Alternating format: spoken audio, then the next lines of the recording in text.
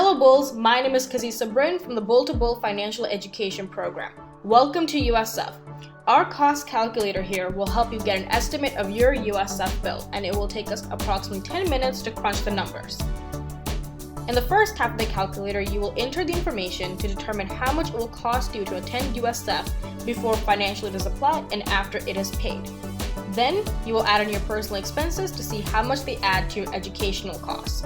Once you are finished, you will have a good idea of how much it will cost you to attend USF. Now, let's begin. When you click on each of these fields, a drop-down will appear with different options.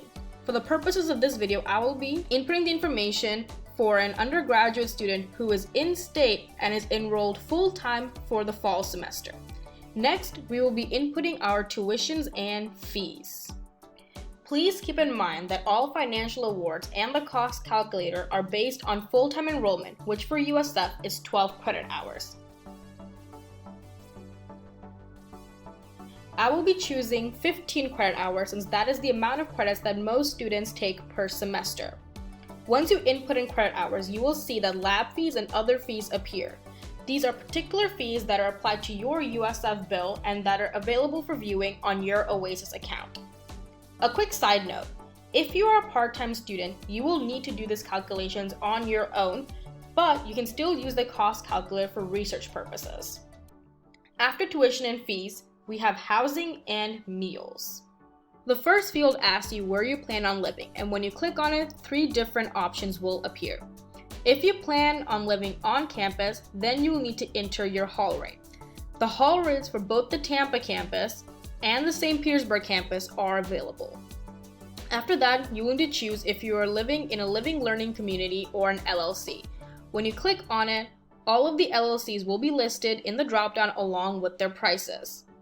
If you choose to live off campus but with your parents or families, then your input options will change and you will need to input any utilities or expenses that you are responsible for, such as groceries or the internet. If you are living off campus but not with your parents or family, for example in a student apartment, then you will need to input all of these expenses that you are responsible for. I currently live on campus at Juniper Poplar Hall, so that is what I will be choosing. Next is meal plans. When you click on meal plans, a drop-down will appear that lists all the meal plans along with their prices that are available at both the Tampa and St. Petersburg campuses. When I was a first-year student, I had the open access meal plan, which is what I will be choosing.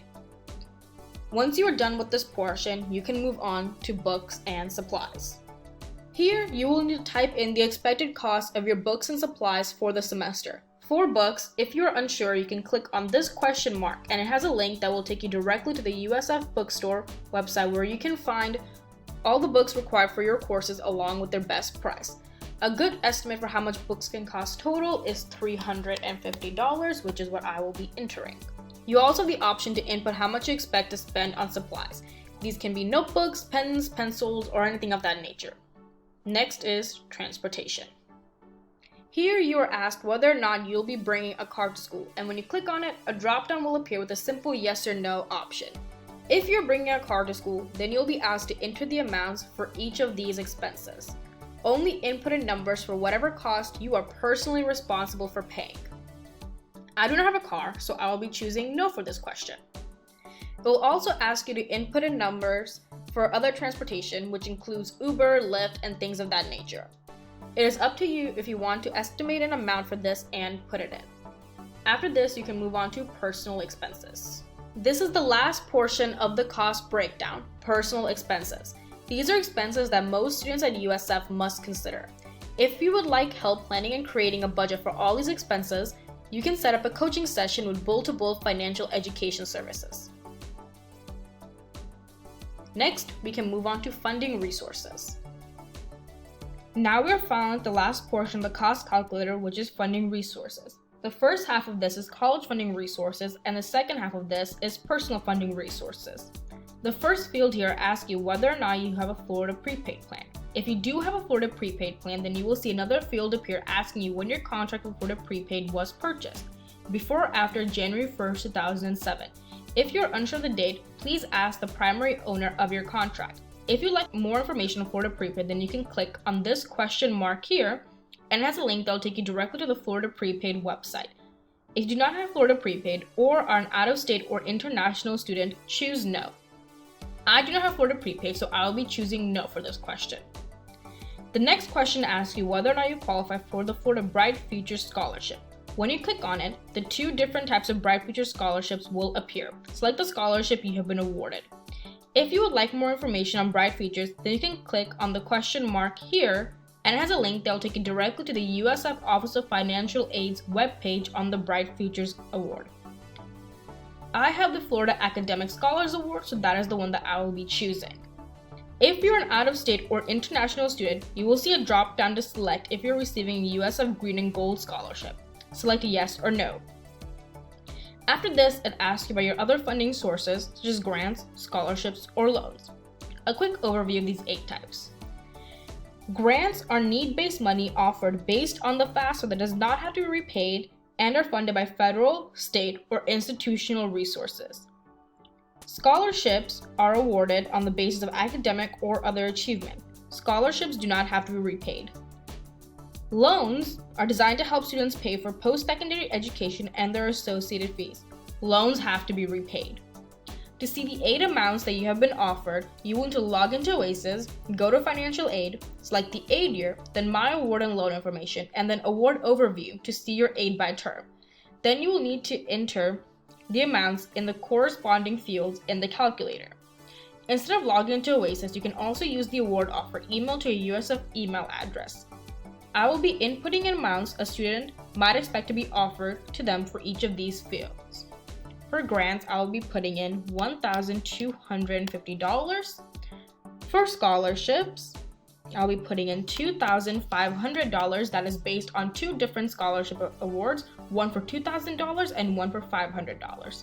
For loans, I'll be putting in $3,250. These are 2 different types of loans, subsidized and unsubsidized.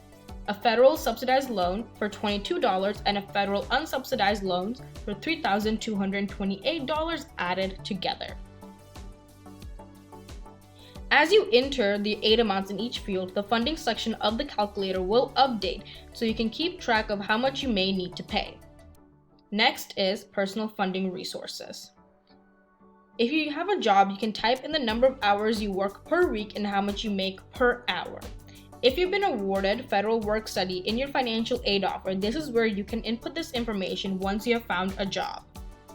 At the bottom of the page, in the Other section, you also have the option to put in any additional funding you might receive, such as allowances from family. After you are done with the funding section, you can click the review button at the bottom of the page. Now we're finally at the cost calculator review page. Based on the information you have put in, you have a total surplus, meaning you have enough funding to cover all of your college costs plus a little bit left over. If you're actually doing the cost calculator and had a surplus, then you'd be eligible for a refund since you paid more than you owed. USF would either send you a check with your refund amount or directly deposit it into an account if you set up direct deposit. Please keep in mind that what you see is based on estimates and is subject to change. If you have loans and you receive a refund, then your refund is comprised of loan money. You have the option to take this refund and put it towards your loans and start paying your loans back earlier. You don't have to do this. This is a decision for you to make. Remember, for loans, to only borrow what you need. Now, you can click the Go Back button to go back and review your expenses if you want to reduce your housing or meal costs or possibly cut back on your personal expenses. You can also scroll down and click on the Edit button to go back and edit specific sections. You also have the option to print this page. At the bottom of the page, there is a looking ahead summary. The cost calculator projects estimates at 2 and 4 years based on the information you have put in to give you an idea of how much it may cost to attend USF. This should be used as a guide to help in financial planning. But please remember that these estimates do not include your college and personal funding sources. If you're an undergraduate student at USF, you have the option to schedule a money management coaching session with a bull-to-bull peer coach to help you budget your money.